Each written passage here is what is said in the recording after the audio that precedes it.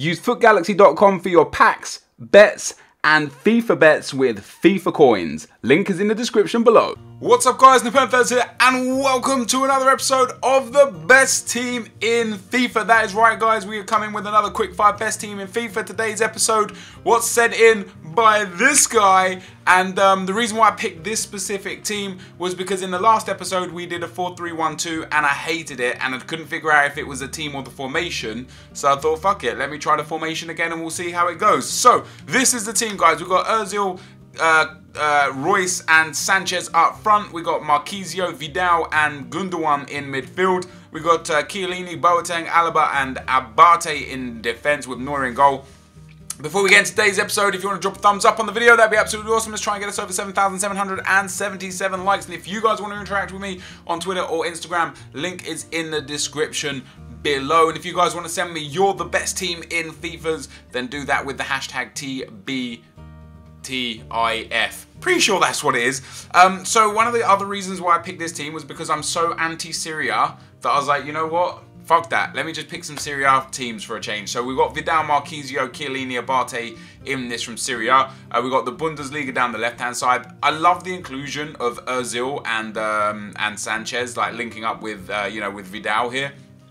It's really good. I'm actually a huge fan of Ozil in this game. A lot of people don't use him. His biggest problem is his physical, not actual strength or anything like that, but the fact by sort of like the 65th, 70th minute of every game, he's just dead, which is a bit shit. But this is a really strong looking team. Gundogan is great, Marquinhos is fantastic, Vidal is a strong player as we know. The defense is very good, one of the best goalkeepers in the game. Hopefully you're going to have a lot of fun with this team. Let's get into the gameplay.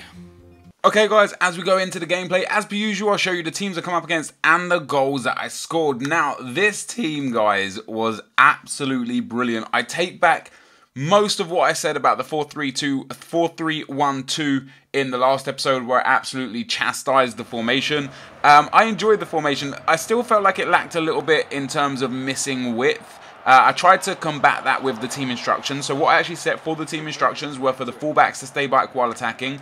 I set Marquinhos, the central centre midfielder, to stay back while attacking. I set Ozil to stay forwards and get forwards where possible. I think that were the two options.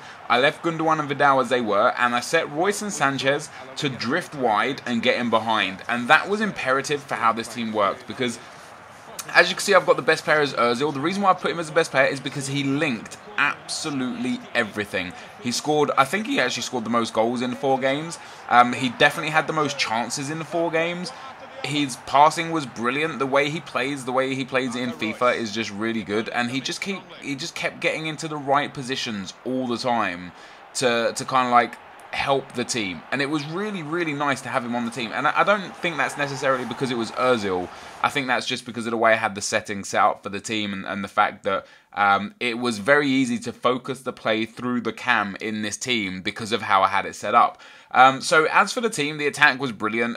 Royce and Sanchez is a deadly duo. Now, for how cheap this team is, you're looking at about 120,000 coins all in all, maybe up to 150 depending on how cheap you can snipe the kind of key players like Sanchez and Royce. But for how cheap this team is, it's remarkable. It's absolutely remarkable. Royce and Sanchez as strikers, great pace, great dribbling, great shooting for them both. You don't need more than that. You just don't need more than that. You know, I do like to have the 5-star skill moves on my strikers, but 4-star is more than enough. Especially when they're both 4 stars. Sometimes I get teams where one striker has like high stars and one striker has 3 stars. The fact they both got 4 stars really helps. The midfield is brilliant. Marquinhos, a great kind of talisman in midfield. I would probably be looking to swap Marquinhos and Vidal if it wasn't for Sanchez in the team. I know Sanchez needs that chem from Vidal, because I would prefer a stronger, kind of a more defensive-minded CDM, or CM rather than Marquinhos. However, they both have high work rates, and again, I think that was important in this team and in this game. The fact that they both bombed up the field and then bombed back down the field was really important. I didn't concede any goals until the final game, and in the final game I conceded 2 goals. One of the goals I literally wasn't even playing, like I stopped playing. I was watching the fact that Gary Cahill pretty much got his nose busted off of his face by Begovic, and the blood was just obscene.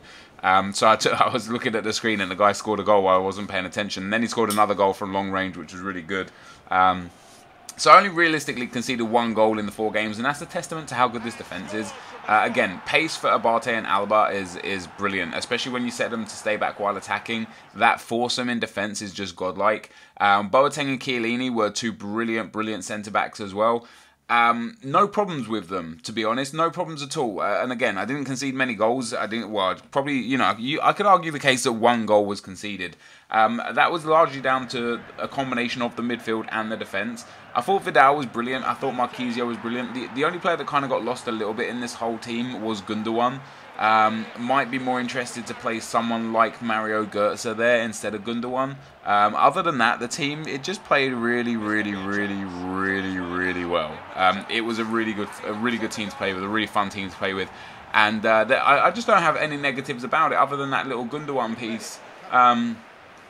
Yeah, there's just nothing to say about that. This team is cheap. This team is easy. This team is reliable. This team will win you games no matter if you're in tournaments, if you're in friendly games, or if you're in Division 1. This team will win you games. No problem at all. The defence is really strong. The fact, when you set the 2 fullbacks to stay back while attacking, they don't obviously bomb forward. Gundogan actually scored a goal there as well, even though I said he was useless.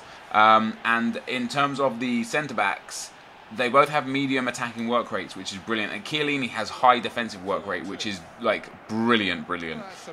It's really helpful. I don't know why I have this kind of negative attitude towards Serie A this year. It doesn't stem from anywhere. I like a lot of the players in Serie A. I've played with a lot of the players throughout the year of FIFA this year from the Serie A, but I just can never bring myself to build like a full Serie A team, and it's stupid because the players are really good. I had a lot of fun using Marquisio and Vidal in the midfield for sure. Abate was brilliant in the right back slot. You know, for a silver player to have 92 pace and 80 physical, it's just crazy. It's just crazy good. But anyway, guys, this team was brilliant. I do recommend you test it. Have a try yourself. If you got the coins, you should have by this time in FIFA. Have fun with it. If you want to leave a like on the video, that'd be awesome. Thank you guys for watching. Hopefully you enjoyed it, and I'll see you next time. I'm out.